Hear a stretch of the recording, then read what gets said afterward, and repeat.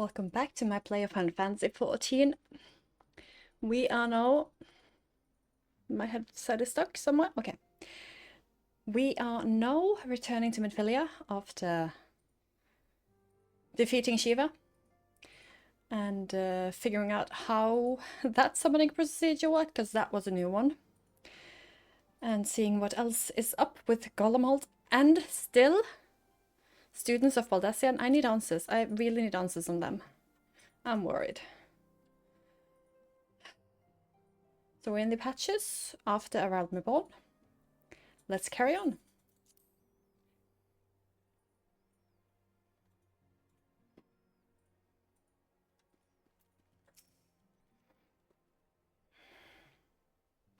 Words cannot well express how glad I am to see you return to us hale and whole.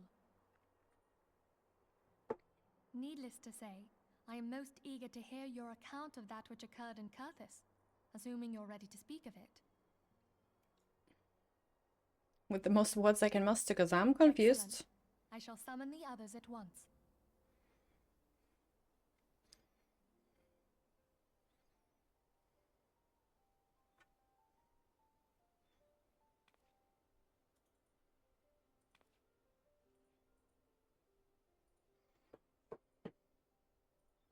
Iceheart used her own body as a vessel for a primal soul?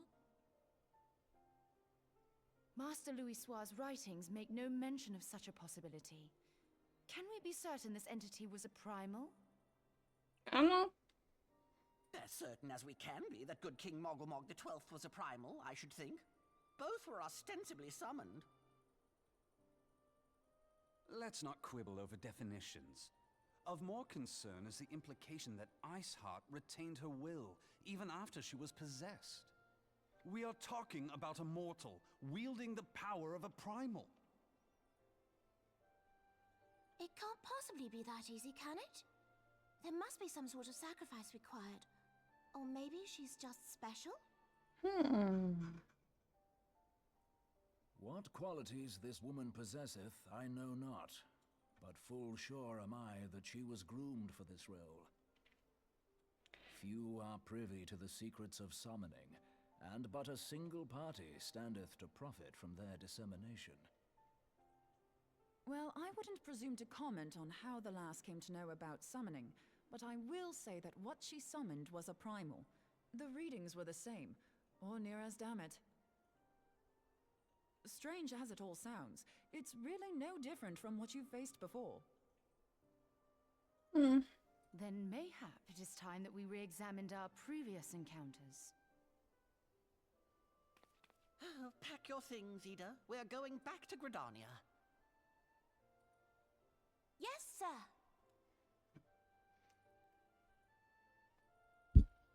About Iceheart's final words to you. Hear, feel, think. Hydaelyn speaks to her as well. If Iceheart is blessed with the power of the Echo, she will doubtless have used it to further her goals. Or could it be that it was a revelation granted her by the Echo which first set her on this path? She did say that the Ishgardians were blind to the truth. Do you think she has knowledge of the origins of the Ishgardian-Dravanian War? It would do much to explain her unwavering conviction. Did not the Lady Iceheart implore thee to seek the Keeper of the Lake? And did she not imply that in so doing thou wouldst come to see with eyes unclouded? MIDGARDSORMR was a king amongst kings who reigned for centuries on end. But he is dead and his wisdom lost to the ages. Unless the Ishgardians' fears are well-founded. It would seem we have yet another reason to stand watch over the Keeper of the Lake. For a mercy, we are well positioned to do so. Iceheart, Shiva, Ascians, and MIDGARDSORMR. I shudder to think how they're all connected. The Ascians. The Ascians pulled strings all over. I had a thought about Iceheart. If the legend of Shiva lying with a dragon, could she be the spawn? don't know how that would be so humanoid, but you know, glamours. I don't know. Just a thought. We'll see. Oy, oy, oy. I mean to scour the annals for knowledge of MIDGARDSORMR. Given his great age, I dare say he appears in more than a few. Do you hear that? The commotion outside. Would you see if aught is amiss? The commotion? Students of Valdethia? Has she awoken? The friend who survived?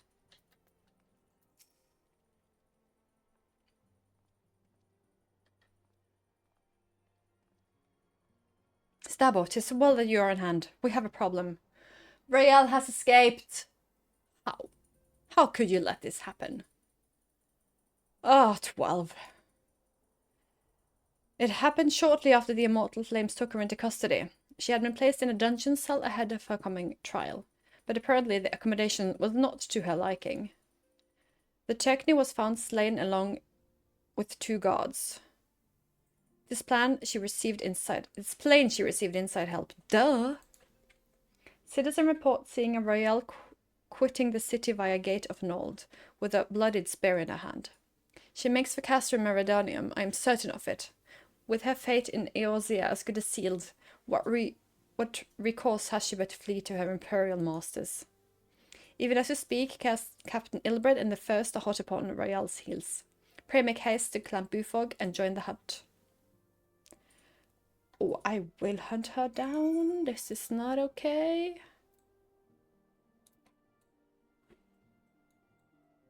What did I do? Moments, and I will figure out where this... There we go. Okay. Ilbred, show me where she went. My thanks for coming, Scion. I've spoken to the soldiers here. They say Roaille walked through the camp not a bell ago. She walked right through. You did not miss her. We have Roban's decision to keep the matter secret, thanks for that. Bad for morale, he said. As a result, not a single flame in the garrison made any attempt to detain her. And so here we are. Roaille must not be allowed to reach Castrum Meridianium. Run!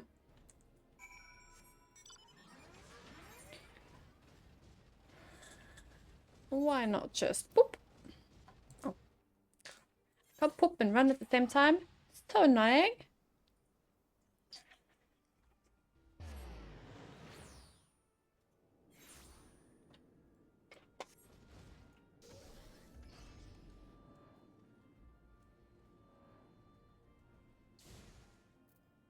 Who did she hurt? Oh, summoner? Yeah, okay, go.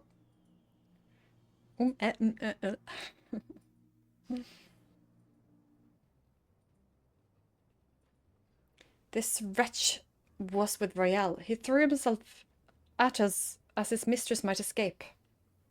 She didn't blink when we cut him down, not even when he started screaming. No loyalty even to her own. The goddamned harpy. With me, Scion, we almost have her. Yep. Why are we stopping? Let me just...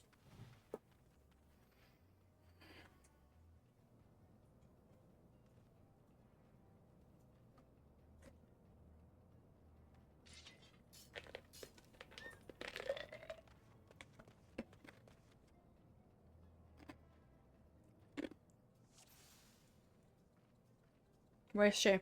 Who is she?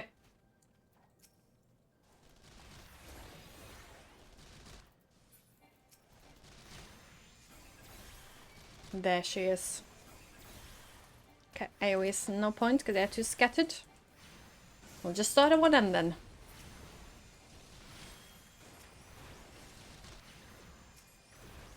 Adds first, you know. I'll do a Garud over here. Ugh, well, one is down, but anyway.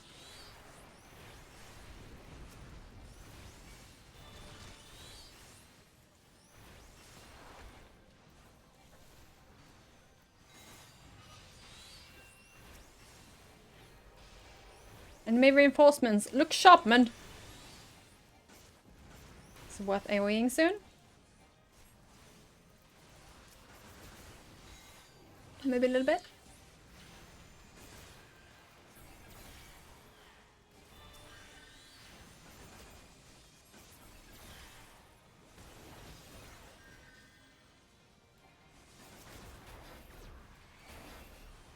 Not anymore.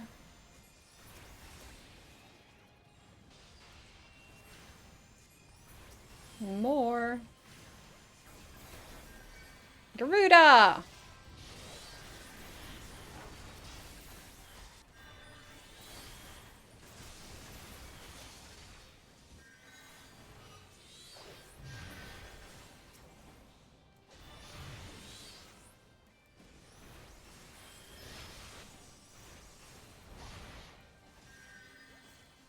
Ifrit! Blessed! No. Say! Can't never get that word correctly into my things.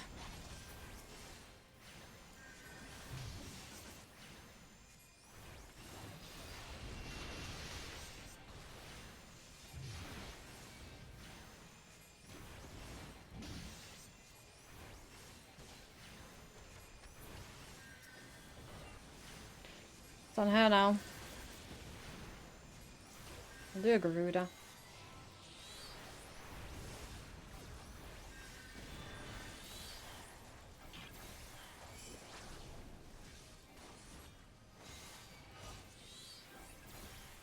Clearing a bath, it seems.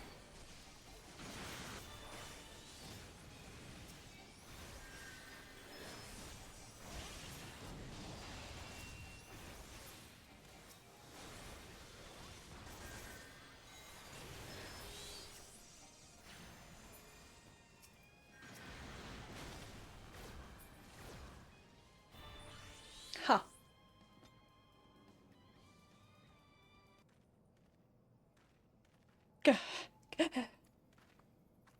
Bind her and do it tight. Yes, sir. Do not bring her back to the immortal flames. She needs to be another city-states Grand Company. Good work, men.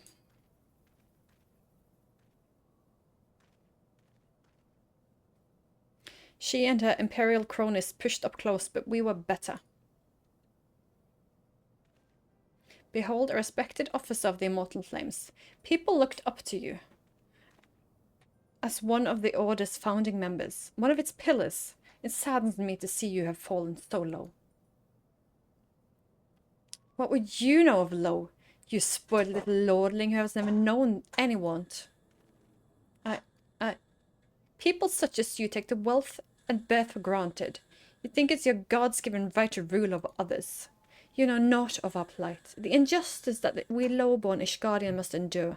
To the noble lords and ladies, we are not people, but resources to be consumed. I did what I did to survive.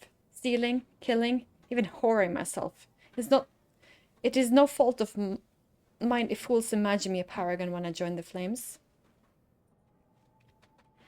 To hear you tell it, one would think you're the only person ever to have suffered.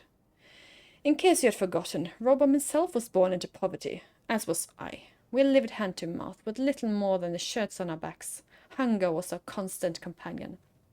Yet never did we bemoan our lot in life, nor did we begrudge others their fortune. We accepted the hand that we had been dealt and played it to the best of our ability. Life was a battle, but no matter the fate threw at us, we took it on the chin and came back for more. Even everything we have, we fought for. How are we any different then? 'Tis true that we were both mercenaries of lowly birth, and 'tis true that we both had our fair share of struggles. But whereas I sold my sword, you, Marshal, sold your comrades. Oh, sting! If life has taught me one thing, it is that you never betray your own. I would sooner cut off my own arm than raise a hand against a friend. But enough talk. You will return to Ul'dah to face justice, and the people whose trust you have dragged through the gutter.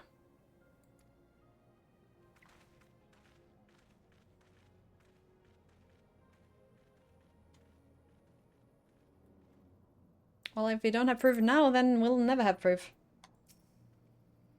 Not so much a hint of remorse, just well that this sordid business is finally at an end.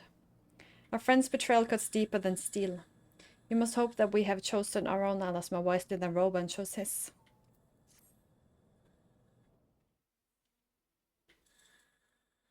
I have heard. Truly bothersome business. Who are you speaking I with? do not foresee a problem on that front.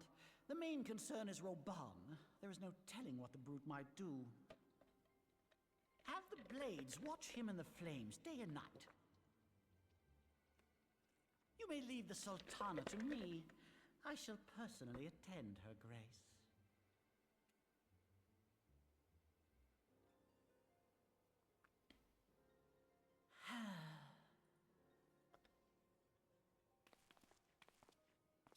Sever one of the East Aldenard trade routes. That ought to keep Lolorito occupied for a while.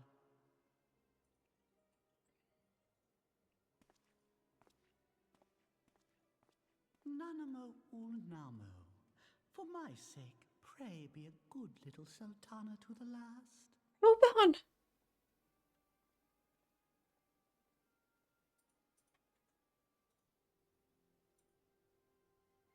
I'm so scared right now. No. No, no, no, no, no. No. Captain Ilbred. Oh. Captain Ilbred and I have a few questions for the Flame Marshal regarding the circumstances of her miraculous escape. When we have completed our interrogation, we shall take our findings directly to General Roban, and that shall be the end of that. Your work here is done, my friend. My thanks. Oh, I have one last task for you. Return to the Rising Stones and apprise Minfilia of all that has happened. I am aware that the Descendants held Royale in high regard. For better or worse, she will want to know how this tale ends. She can still escape again. I have no trust in this.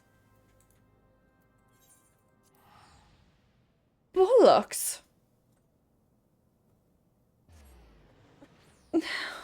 Sultana. I have two worries because I'm not quite sure what he meant. Is she in on things with him? Or is there a mercenary on her back? I am so worried for both. Because if she's also... Oh no, she's just been spitting lies. But then again, she might be in danger. I'm worried for both. This is not okay. And why am I here right now?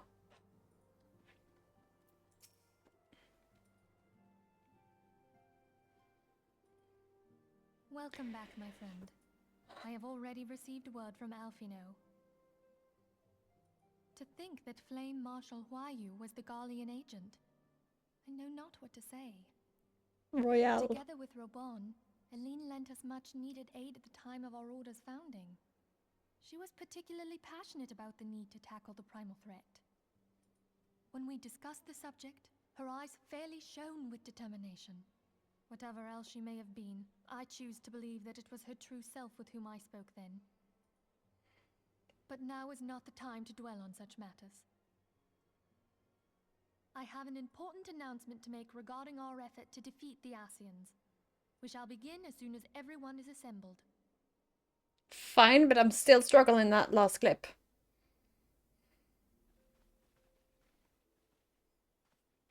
My thanks for coming, friends. Moonbreeder, the floor is yours. By now, I'm sure you're all familiar with white auricide, the miraculous material that'll allow us to capture Ascian souls. Back at Snowcloak, we verified its ability to absorb vast amounts of ether.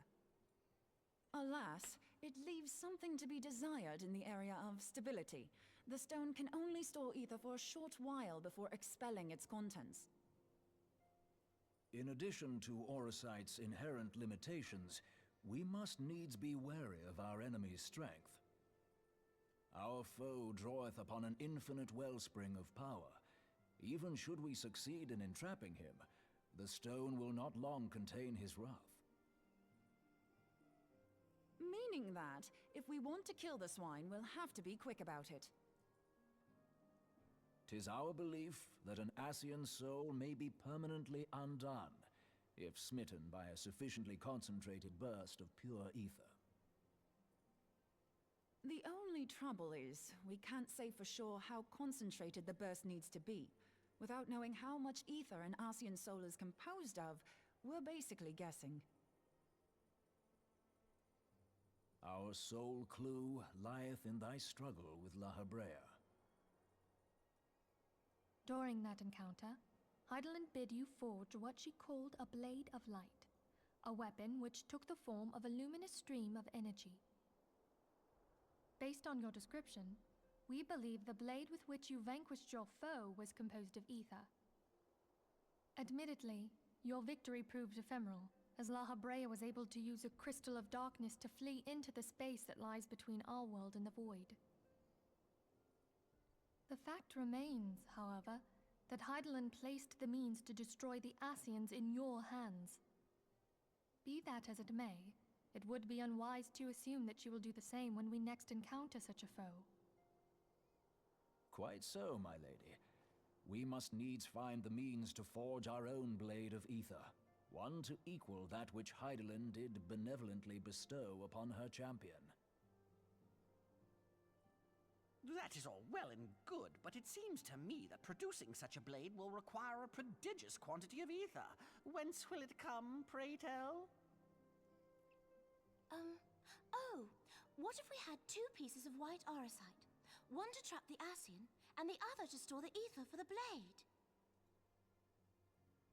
Oh, nice try.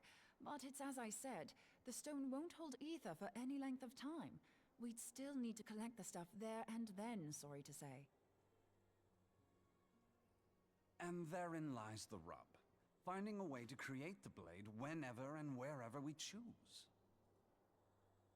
'Twould seem more research is in order. Yay! I'm going to linger a while, perform a few more tests on the orosite. And I could do with some help.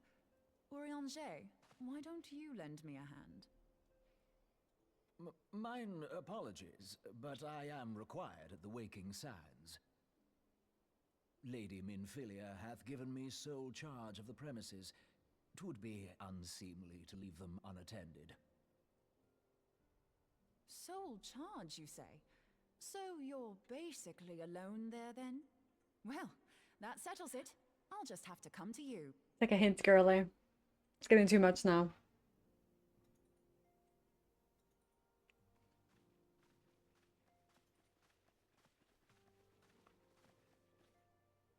While you were afield, word arrived from the Sharlayan motherland. You will recall that a survey party was dispatched to investigate the incident at the Isle of Val. Yeah. What they discovered was troubling, to say the least. According to the report, the Isle has been erased from existence. 'Twas as if a hole had been torn in the very fabric of reality. Aye, yet the mystery endeth not with the Isle's disappearance. It hath come to light that a number of scholars in various other locales were reported missing at a similar juncture. What's more, they all had something in common with the head of the students of Baldessian. Every last one of them was researching a phenomenon called dimensional compression, or the rejoining as the ancient texts call it. I'll be damned if that's a coincidence. No, it's not. All indications suggest Ascian involvement. But I sense that a force greater still is at work. The entity the dark beings call the one true God. We must pray that my dear friend Kryl regains consciousness soon. If she bore witness to the Isle of Val's final moments, she may be able to shed some light on this mystery. Okay. Information, I needed it.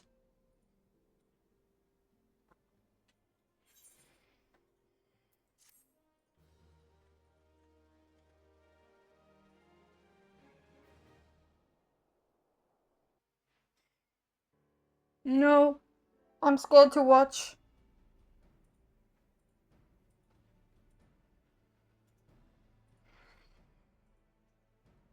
Following the calamity, The forces of the 14th Imperial Legion entrenched themselves in strategic locations across Eorzea. So swiftly did they accomplish this, it was suspected that they had received help. To think that it came from Huayu, my right hand. There is more. We have reason to believe that Huayu didn't deal exclusively with the 14th. She also answered to a higher authority in Garlemald. But this higher authority could not have been the Emperor. By consenting to the Media Project, Solus Zos Galvus showed himself to be more concerned about preventing the spread of primal influence than claiming Eorzea for the Empire. He would happily have seen the lot reduced to ash. We believe a number of high-ranking figures within the royal household were against the decision, but that they knew better than to oppose the Emperor openly. Of course, this didn't prevent them from making clandestine provisions, in which Huayu played a part. Alas, these provisions did not prevent Dalamud from falling, and the ensuing chaos changed the face of the realm forever. Yet Eorzea survived. To all intents and purposes, the Meteor Project had failed, and the Empire was left to rue its lack of a decisive means to eliminate the primals. Until, that is, it stumbled upon the Ultima weapon. Even before the accursed thing was dug up, it seemed to me the 14th had the might to overwhelm our weakened armies. Yet they chose to hide behind their walls. Why? The Black Wolf was wary of making the denizens of Eorzea desperate, lest more primals emerge to bleed the land.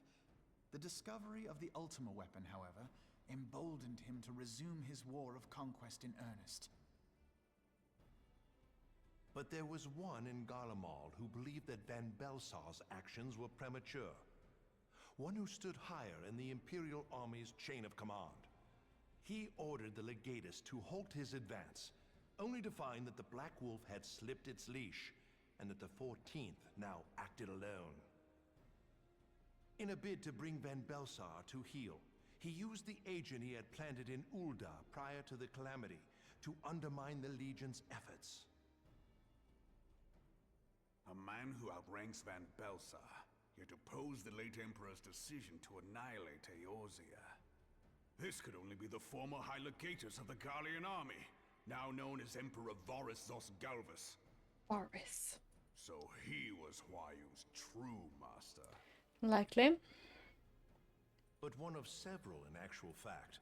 We've learned that even as Huayu served the Empire's interests, she sold Imperial secrets to a certain faction in Eorzea. In so doing, she helped to maintain the status quo, thus prolonging the conflict.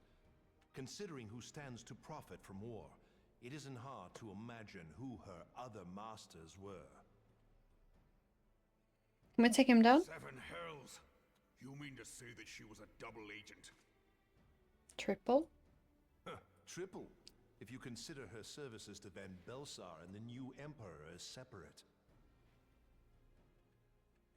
As neatly as these pieces seem to fit, one aspect of the puzzle remains unclear to me. By whose will was the Marshal feeding intelligence to the heretics? And try as I might, I fail to see how aiding their cause would profit either her Imperial or monetarist masters. Could it be that another hand is at work here? If so, Huayu must be made to reveal whose it is.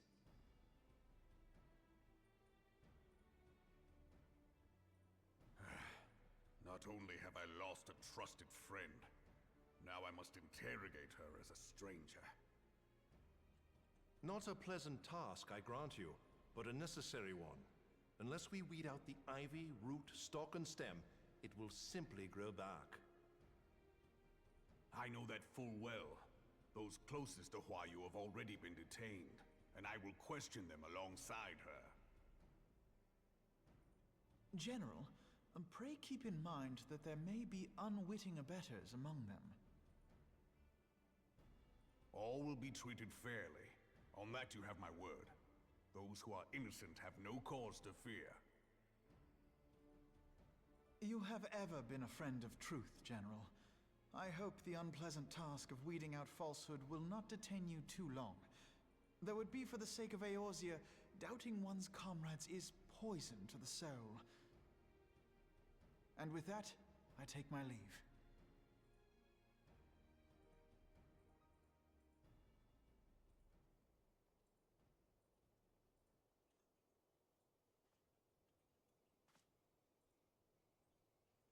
All these years, I've been made to dance to their tune. How could you, Wyrm? How could you side with them? Those cankers who take from this land and give naught in return, who use their power to disempower and grow fat while the people starve. I know you can hear me, monitorous scum! Your crimes will not go unpunished! One day I will purge this land of your sickness before the eyes of the 12, I swear it!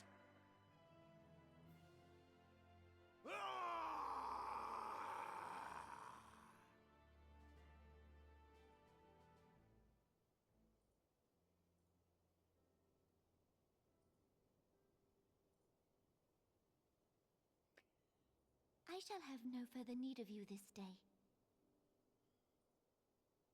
Your Grace.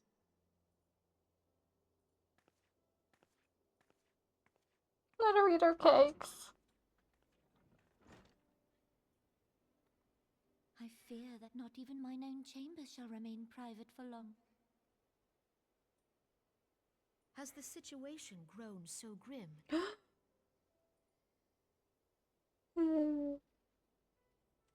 Ever since he proposed the Cartiner Reclamation Bill, Teleji Adeleji has risen to greater prominence upon the backs of impoverished refugees. The monetarists were ever united in their pursuit of profit, but the man's actions have torn a rift in their ranks. They snap at each other as rabid dogs. Yet now is not the time to be bickering among ourselves.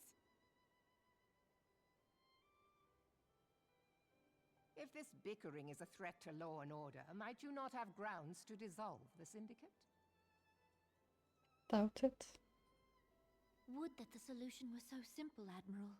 Alas, my moving to dissolve the syndicate is certain to spark outrage among the influential merchant class, whom the Cabal represents. This would serve to exacerbate the current unrest, and peace would slip still further away. Be they rich or poor, natives or refugees, all who reside in Ul'dah have a right to pursue happiness. It is the duty of a ruler to protect this right. If I am to perform my duty, I must needs tread warily. It would not do to make enemies heedlessly. Were Lord Lolorito here, he would doubtless say that I have my head in the clouds. A ruler is required to take a wide view. Try as we might to cater to all needs, some will inevitably be overlooked. As such, there shall ever be citizens who feel aggrieved. It cannot be helped. But as you have informed us, the monetarists take no view but their own. They hunger for power while the masses starve. In the absence of a common cause, it seems beyond any one individual to make Ul'dah whole. And the presence of a Garlean agent within the Immortal Flames only makes matters worse. Even accounting for Ul'dah's historic reliance upon mercenaries, such a grievous breach of security is unprecedented. I fear this business will provide the monetarists with a rod to beat Rauban.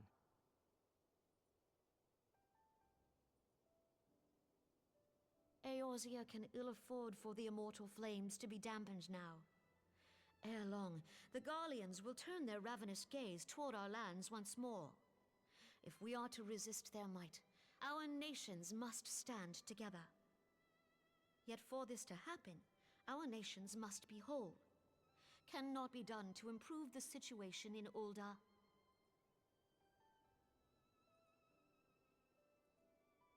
The true wealth of Ul'dah lies in the health, happiness, and hopes of her citizens. Alas, the citizens shall never know these things, so long as their lives are ruled by the ambitions of the few. The monetarists claim to represent the best interests of the people, but in sooth they desire only to manipulate them for their own selfish ends. For the government to serve the people, it must be formed of the people.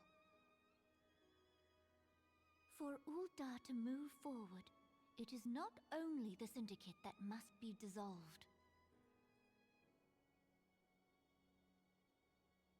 Nay, you jest.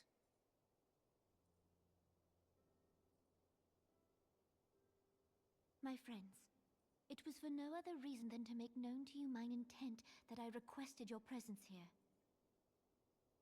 When I make my declaration to the people, chaos shall inevitably ensue. As the last monarch in the line of Ul, I make unto you this request. Help Roban to preserve order and protect the people. Forsake them, and you forsake yourselves. For a strong Eorzea will ever have need of a strong Ul'dah.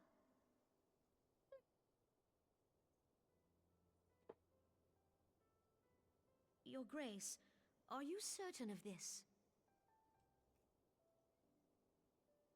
There is no other way. When the time is ripe, the nation shall become a true republic. Both royalists and monetarists shall cease to be. Ul'dah will no longer belong to kings or queens or merchant princes, but to her people.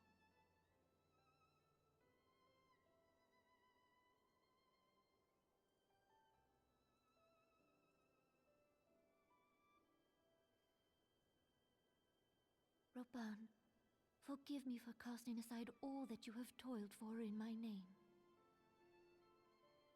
Beyond this gesture, I am powerless to help my subjects.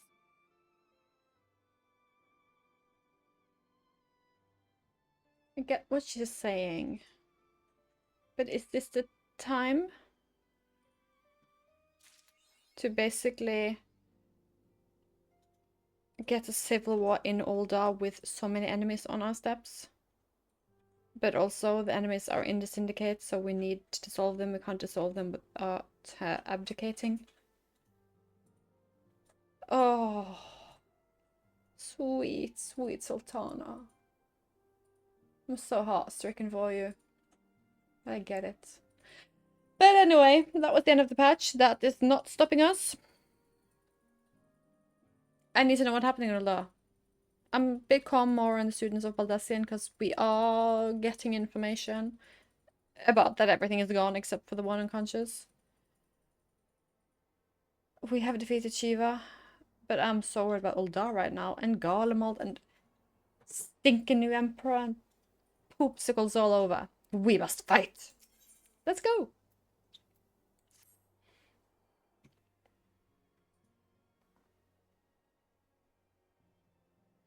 I'm almost eager to address the Ashian threat. However, we dare not neglect our other pressing concerns. We both know full well that Saint Shiva will not be the last primal we face, and our relationship with Ishgard is still tenuous at best. Thing to add with the Ishgard. They retreated from the Alliance because they had their own war, which is, you know, a thing. So they can't help us, so they can't be in it. But look at us now trying to help Ul'dah because we're in an alliance, so maybe Ishgard would have been aided if they stayed. I don't know. Stupid things they did, possibly, unless they never got any help. Then I get what they did. This is just so much missing information. I need to read the lexicon on Ishgard and everything, apparently. I think that the best resolution to the primal threat was once the sole priority of the science of the Seventh Dawn. Some days I wonder if it was wise for us to take on so many other responsibilities. It wasn't. Lest you forget, Descendant, the science need not shoulder the burden alone. Were not the Crystal Braves established for this very reason?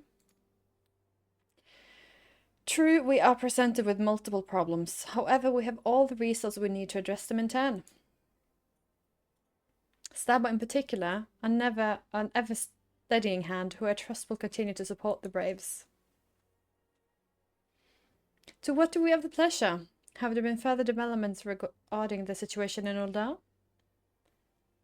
As expected, the Immortal Flames have been struggling to cope with the revelation that one of their highest-ranking officers was a Garlean agent. Suffice it to say, Teleji and his monetarist Ilk have wasted no time in attempting to turn the situation to their advantage. Coupled with ongoing unrest, the Flames are finding themselves hard-pressed. Plainly, Jalaran Rauban needs our help, and I will direct the Crystal Braves to offer them what support I can. If I am to stay abreast of the latest development and issue effective orders, however, I can't afford to waste my time travelling back and forth. And so, for the foreseeable future, I think it would be best if I were to remain in Ul'dah, unless you have an objection. None whatsoever. We have matters here well in hand. Mambrida's research is proceeding as planned. So she tells me, though I'm not familiar with the details. Orion's just poring over his tome in the walking sand, and the others are contributing in their own ways. Alas, the key problem, how to form an ethereal blade at all, remains unsolved. Nevertheless, it's only a matter of time. Stabo, while we focus on that task, mayhap you could assist Alphinaud with his braves and his braves with theirs? It would do much to restore faith in the Immortal Flames if the warrior flight was seen working on their behalf. Never forget that you have esteemed status allowing you to act in ways that those more tightly bound to organizations and nations cannot, as ever I implore you to do so. Not that your response was ever in doubt, but I do humbly thank you once more for aiding our cause. Now then, there are preparations I must attend to before my departure, such as receiving Royal's latest report. He has proven to be as skilled at gathering information others wish kept secret, hence why I placed him under my direct command and ordered him to investigate the Ul'dah riots. When you have finished, sir, join me outside. Depending on what he has to say, I may soon have a favour to ask. If there are any developments on our front, I shall inform you at once in the usual fashion.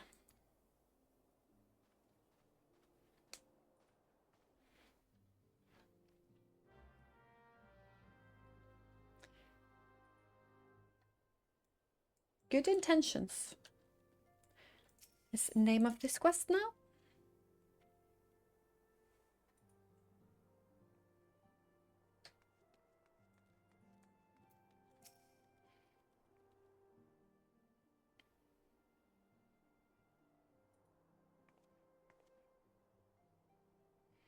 Pleasure as always, Stabo.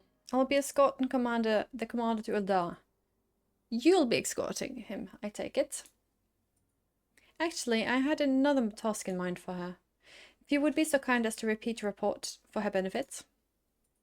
Right then. Me and mine have been making inquiries into the source of the weapons that found their ways into the refugee hands way back. So happens we caught winds of something promising. A rather large purchase of sharp, pointed things by a black marketeer holding up near Highbridge. I doubt that this man would have secured such a quantity of weapons if he did not already have clients in waiting. Clients that, for whatever reason, would prefer for this transaction to remain secret. Brings to mind that merchant what caught an arrow while talking to Stabo down it.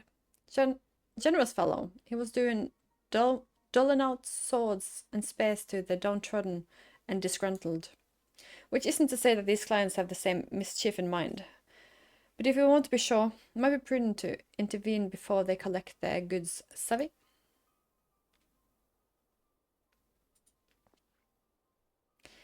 Seizing the weapons before they fall into the wrong hands would be for the best. However, if we strike at the appointed hour, we might capture the black marketeer as well as his clients.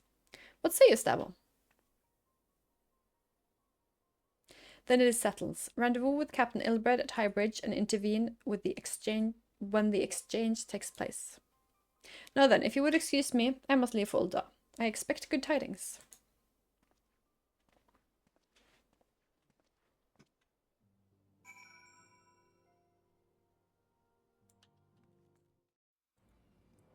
Come here.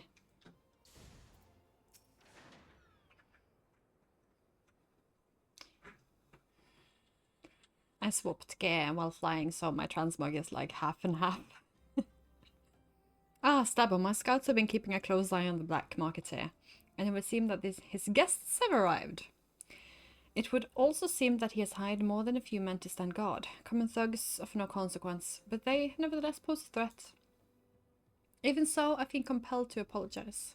This is far beneath a woman of your standing, and Commander Levior needn't have dispatched you hither. But powerful men have a need of loyal, able-bodied friends. Having found one in you, it is only natural that he would come to rely upon you without hesitation. Okay. Now then, we should make for the burning wall, without delay, and secure these weapons. The first unit will ensure that the clients do not escape. With me, Stabalina.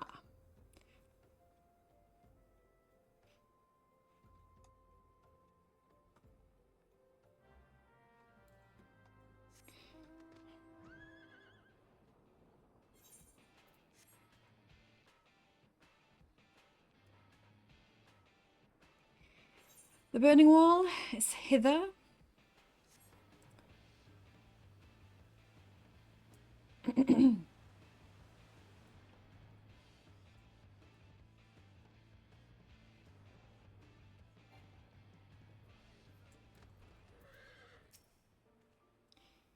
I spy on the man, but there are sure to be others. I spy one man, but there are sure to be others. I have a plan. While you approach the sentry and create a distraction, my men will slip past and catch the black marketeer unawares. Okay. Once you've disposed of the thugs, wait for us outside the tunnel entrance. Any questions? Then let us be off. Good luck, my friend. Well, thank you.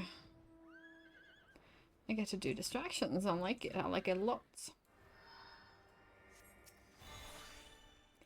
Hi, what you doing out here?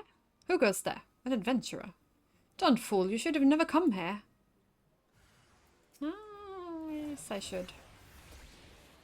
Of course I should.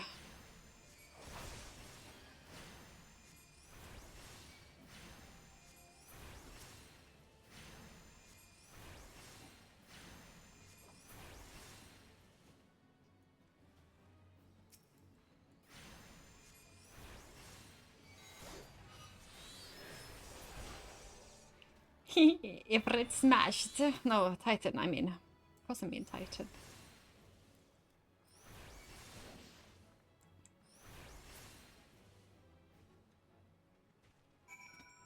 That's my direction. Which entrance? Tunnel? Tunnel.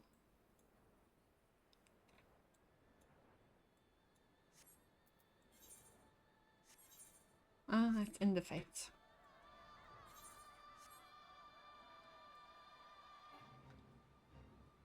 Took away my review music. Rude.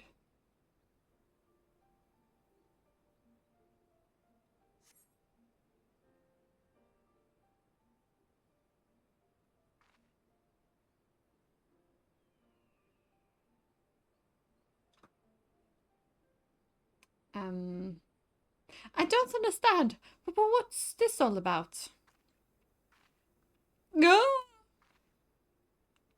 Go and help?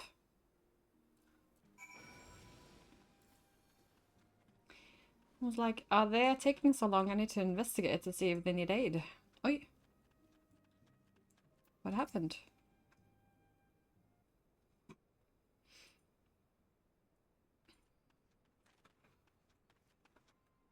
As you can see, this is a fine mess. When I tried to restrain him, he drew a hidden blade and lashed out. But before I could disarm him, one of my subordinates panicked, and this is the result. How foolish of me to underestimate the bastard, and to bring an inexperienced recruit. Commander Levier will be most disappointed. Darn it, a golden opportunity wasted. As for the clients, though we know not how they slipped, though we don't know how they slipped past our perimeter. At present, the first is currently tracking a party of Duskrite sellswords we suspect may be them. Would that we could have enlisted the aid of the Immortal Flames, or the Brass Blades. Alas, we're here to aid them. They're in opposition to aid us. Well, at the very least, we have secured the weapons. Yet even that accomplishment is lacking. For the information we received indicated a massive shipment. This is anything but. That is poopsicle.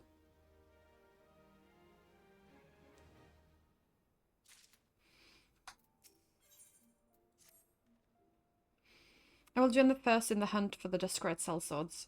If the gods are good, we will catch them before they escape into the Black Shroud. In the meantime, I ask you to deliver these weapons to Ul'dah in my stead. And trust them to the third Yukuhasa. He will take care of the rest. Okie dokie.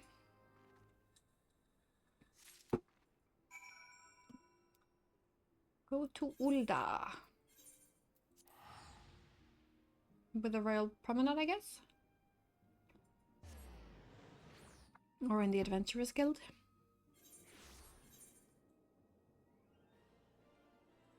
Going on guessing Royal Promenade, and we will see what happens. I'm just gonna do that again. Ah, now I have my transmog.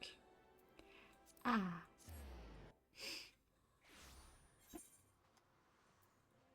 Nope, I was wrong. So the closest is Weaver. Always check, never guess, Dabo. This will be an ever-ongoing concept. Bard, Pendleton, boop.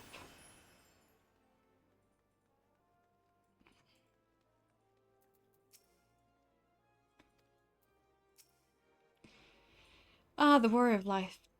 Ever a reliable friend to the Crystal Braves. You have my deepest thanks for your assistance in Kothas. Know what brings you to us this day?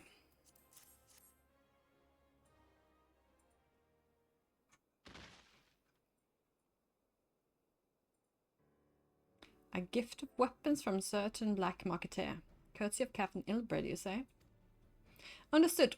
Once we've catalogued the contents, I'll have them delivered to the Hall of Flames. This cannot be everything, can it? Royal stated with confidence that there would be a far greater quantity of weapons. A blatant falsehood. Clearly Royal is unfamiliar with the ways of Ul'dah merchants, who ever strive to present themselves as greater than they are. We should be thankful that his information was not completely erroneous, and that we managed to achieve anything of worth at all. It's still something worth celebrating, isn't it, Lieutenant? Besides, we've got more important things to worry about, like fighting those Garleans up north. There will be no fighting if I have anything to say about it. Our orders are to send watch, not to seek glory in battle.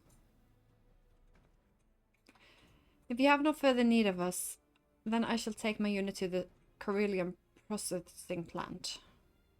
Time for the fourth to end their keep, eh? Fight well, Eline, for the freedom of all. For the freedom of all.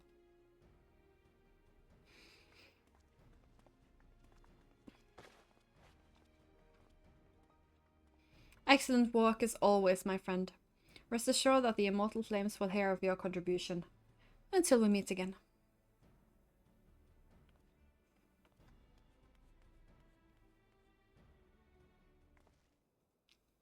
So, a word if it please you? Not here. Look for me at the Sapphire Avenue Exchange. No need for whistling this time. Don't you worry. Yeet.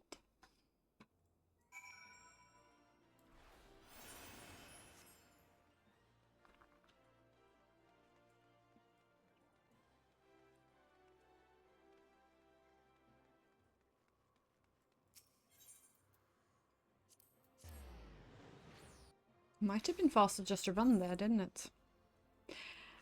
Well, that would require me to look at my map. Thank for indulging me requests. Few places better than a market for privacy, I find. All the hustle and the bustle of commerce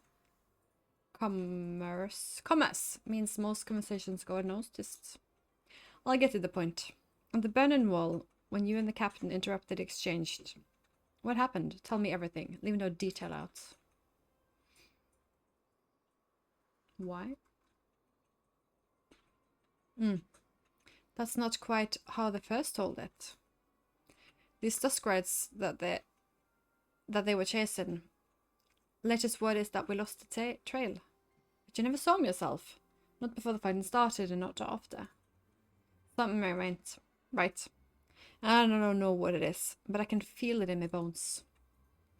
I'm not daft enough to be misled by some merchant's drunken boasts. Our information was reliable, the gods damn it. I know he purchased those weapons. As if I've never deciphered a moneylender's books or had to follow a transaction back to its source.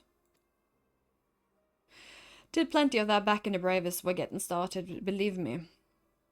And the commander wanted assurance that we weren't taking guilt from the wrong sort of benefactors. Because these days the money flows like water, and the first and third get the shiniest new toys. Forgive me, friend, I have a lot on my mind these days, and I appreciate you lending an ear. Right then, but get back to it.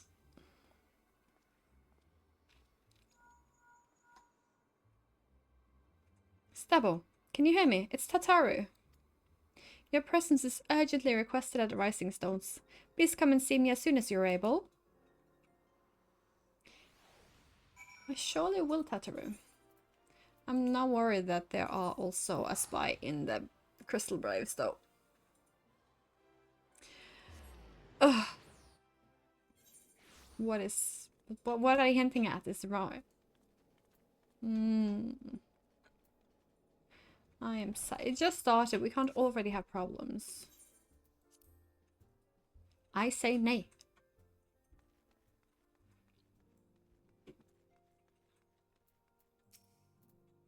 Thank you for coming so quickly, Stabo. We've a guest from Ishgard who wishes to speak with you. A most determined lady by all indications. Oh. Our guest is with the antecedent in the Sola at present. Let's not keep them waiting any longer, shall we? We really shan't. We really, really shan't.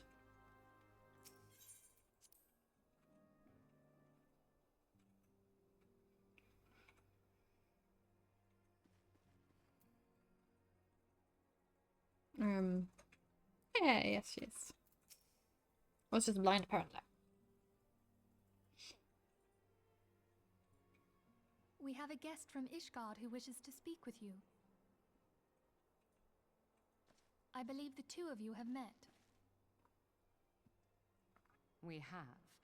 I had hoped to speak with Commander Leveilleur as well, but I cannot afford to wait any longer. The Lord Commander sent me hither to request your aid in a matter of grave import. You see now why I had Tataru summon you. Now that we're all assembled, perhaps you would be good enough to elaborate on the nature of the matter which brought you to us. The Observatorium's astrologians have sounded the alarm. Last night, the Dragonstar burned with an intensity not seen in 15 summers. Not since the Dravanians engaged the Empire in the Battle of Silvertear Skies. The northern sky doth burn full bright upon the Wormlord's call. The red behemoth beckoneth, and flame consumeth all. The old Curthan rhyme, aye. The brightening of the Dragonstar is said to accompany the roar of a Great Wyrm. The astrologians believe that it was MIDGARDSORMR himself who cried out on this occasion. After an absence of centuries, the King of Kings did return to lead his kind against the might of Garlemald. Only to fall in his duel with the Agrius, proud flagship of the Garlean fleet. Devoid of life, his corpse remaineth entwined about the Magitech monstrosity even unto this day. Ariange has the right of it. Whatever this alteration in the Dragonstar portends, the Great Wyrm has shown no sign of life. Tataru, Have the Domans reported aught out of the ordinary?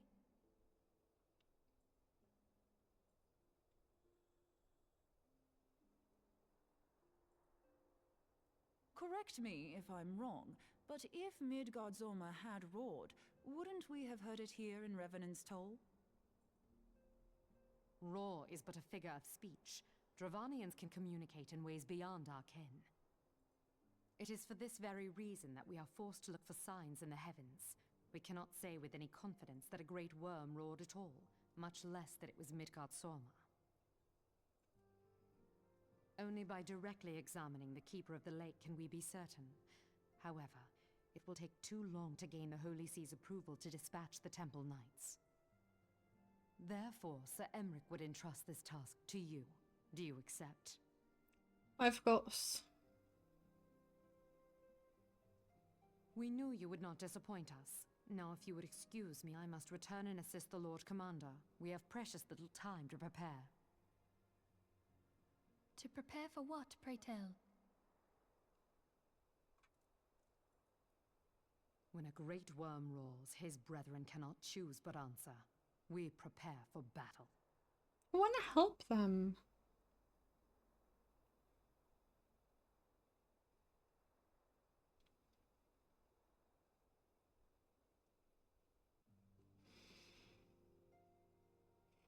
Will MIDGARDSORMR be the primal of this patch?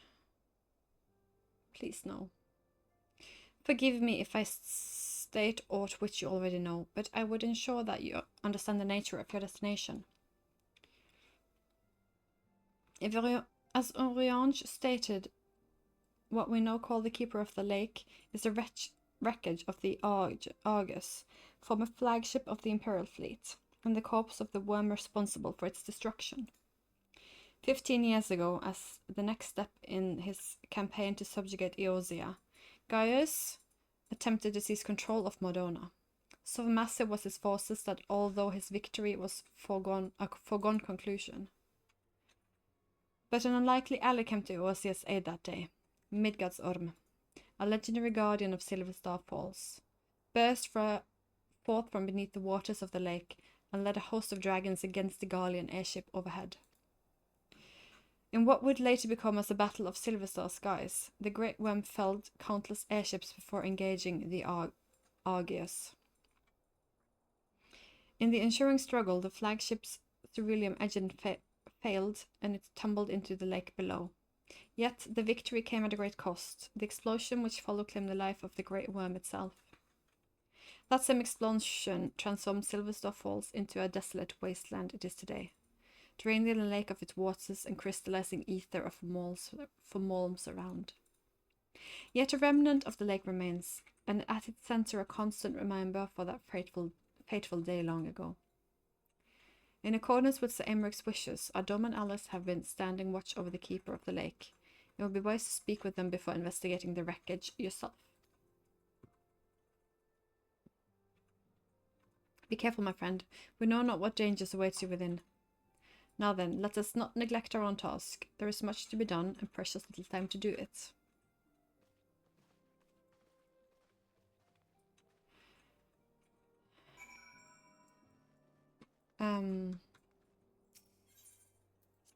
So the dragons fought against the Empire as well, in the midst with the war with Ishgard. Because I do find that rather peculiar. It might just been a place of territories and strategies at the point, but still. They actually ended what could have been our downfall 15 years ago. If I'm understanding this correctly. And that is, of course, a huge if. So I'm assuming this is the aetheryte that crystallized. And this is the airship. And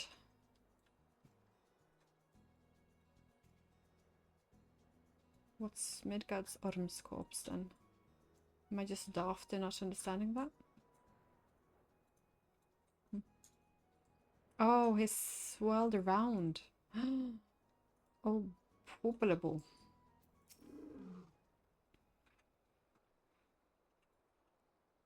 You're like miss, I was about to send word to Revenant's Toll about the Garleans. Of late, I've seen small airships, likely from Castrum Sentry, come and go from the keeper of the lake. Though I cannot say for certain at this distance, I believe they may be salvaging something from within the wreckage. The Castrum supply lines have been cut off for some time, and I'd wager they desperately need of spare parts for their equipment.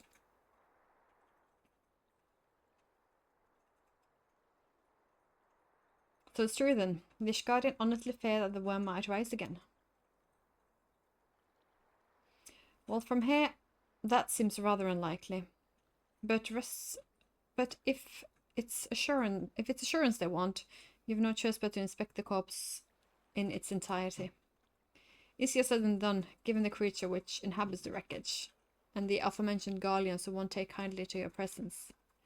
They're sure to fire upon an airship, so advise a more steadily approach.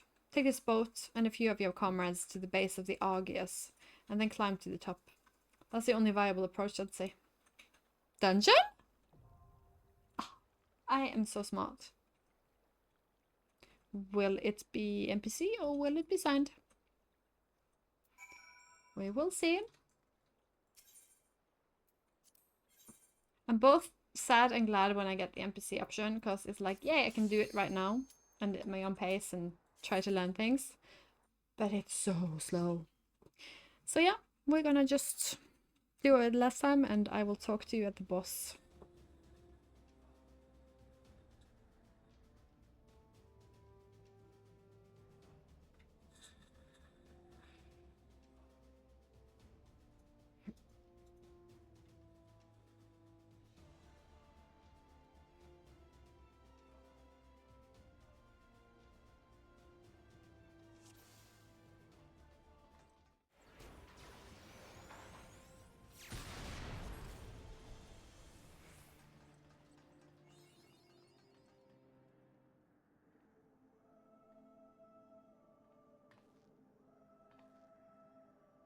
Defeat question mark was said, so I'm wondering who it is. Who treadeth now upon my bones, and waketh me from slumber sweet?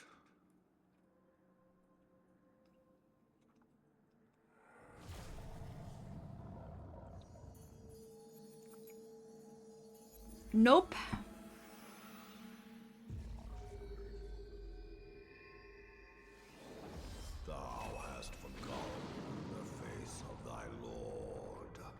Remember, mortal, and fear me. So, just a reminiscence boss, not a primer? I'm worried still.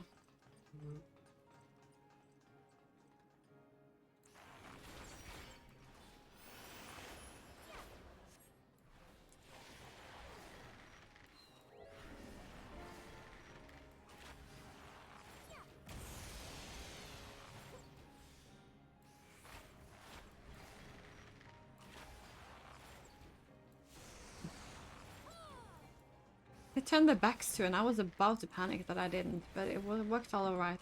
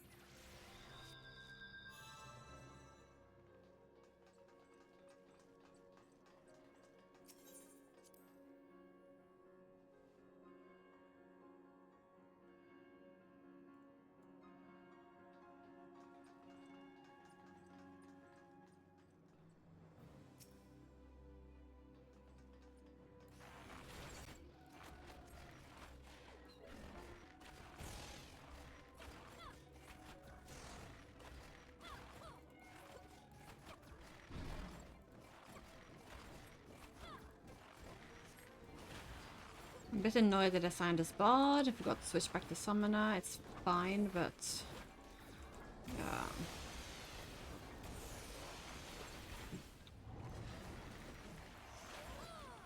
Just find it somewhat bothersome.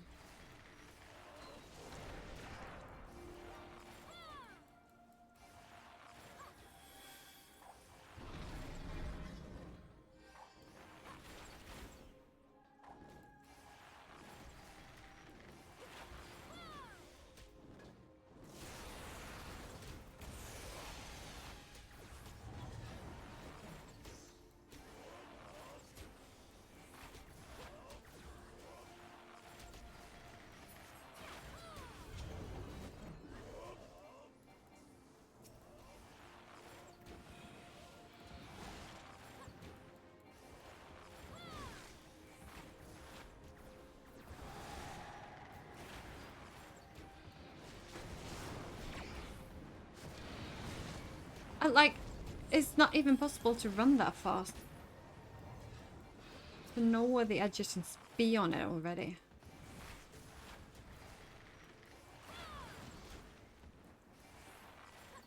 What's the point of that?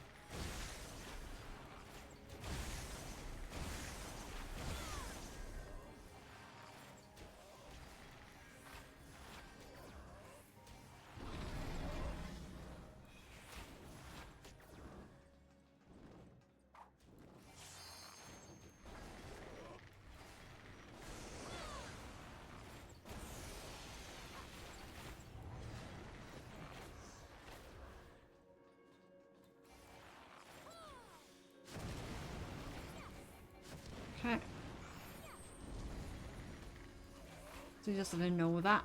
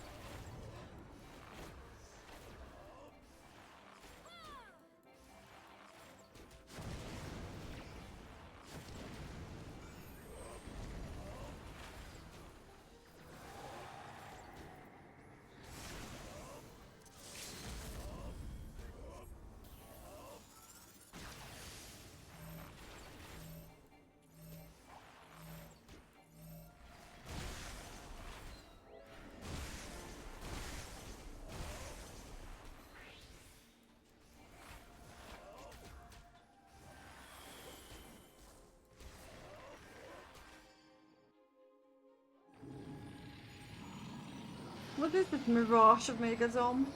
How can he be a primal if this is mirage? And he just puffs away like ether?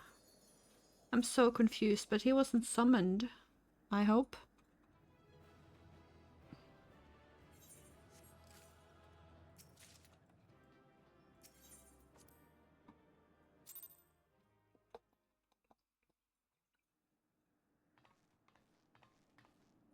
By her gifts hast thou earned a moment's reprieve.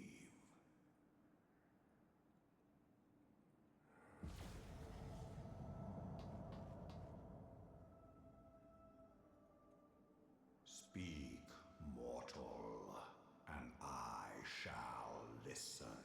Yes. Talk to the keeper of the lake. That's what I was told. So that's what I'm doing. Guided by a star.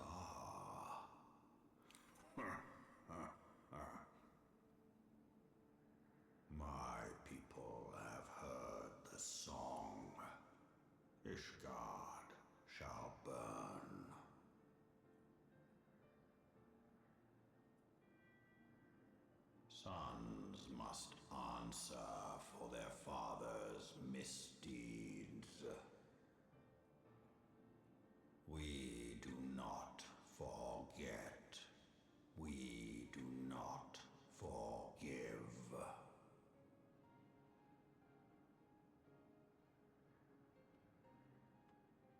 Seven children did I sire. One now singeth of retribution. I rise to join in the chorus. Thou art powerless to silence us, mortal. Yet thou shalt not live to labor in vain. Thy reprieve is at an end.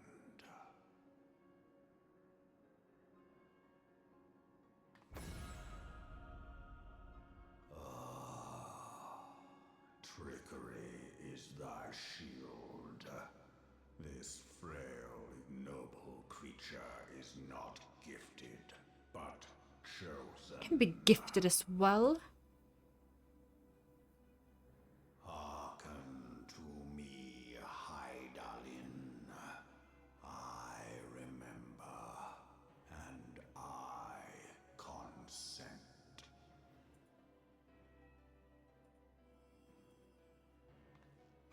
Fear not, mortal. I shall not harm thee.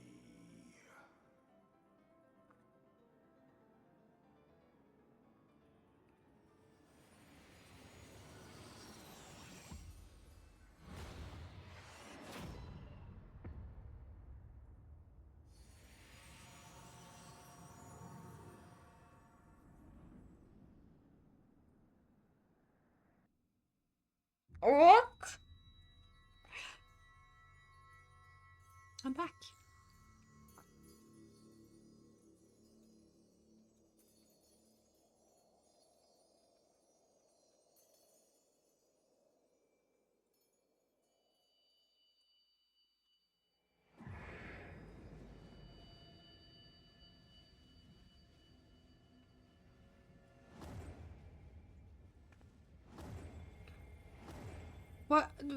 What's happening to them? They lose their color? And the spark? They're deactivating? What?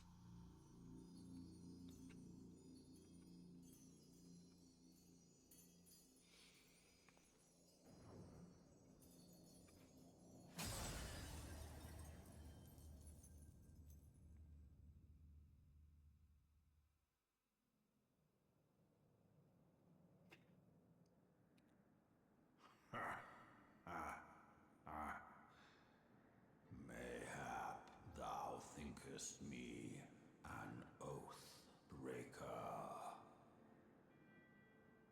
Thou art mistaken. If thou comest to harm, it shall be by another's hand, not mine.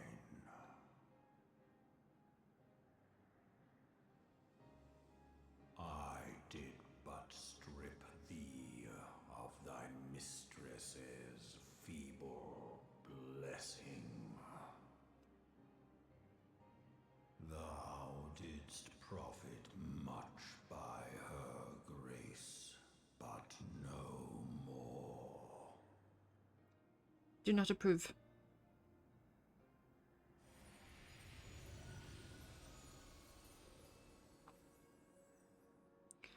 Oh.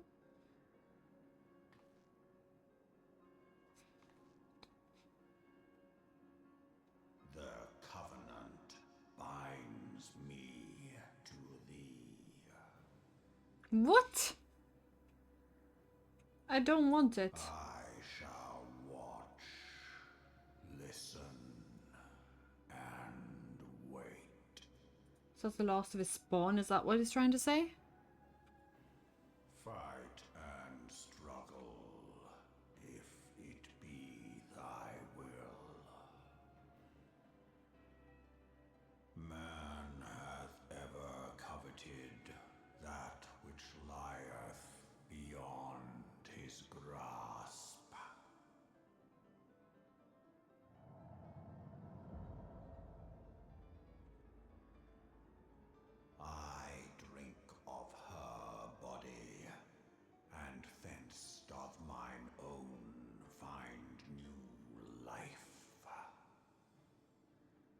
What? When it has grown whole, the loyal and penitent shall rejoice. The dragon song heraldeth our beginning and an end.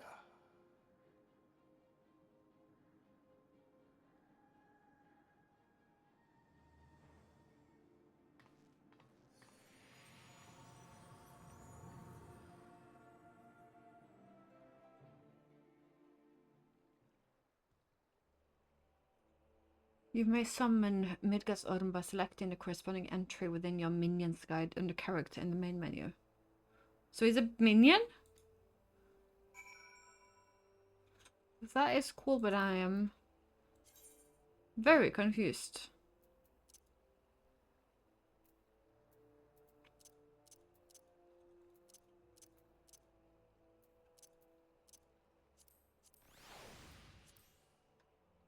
Okay, I just got a minion.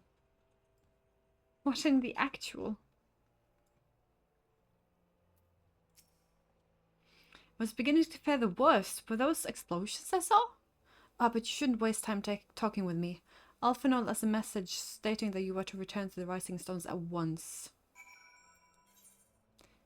If he wills, I willst.